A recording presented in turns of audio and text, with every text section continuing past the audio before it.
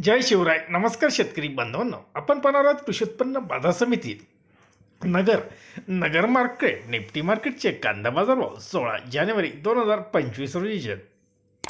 आज नगरमध्ये कांदा आवक 57,528 पिशवी कांदा आवक आली होती. पैकी 58 पिशवी या 3,000 रुपयाने विकल्या गेल्या, तर 18 पिशवी 2,900 रुपयापर्यंत बाजार पाहायला मिळाला. तर 54 पिशवी या 2,850 रुपयाने 54 पिशवी विकल्या गेला. एकंदरीतच आवक कमी व बाजारभावात काहीशी सुधारणा पाहायला मिळाली.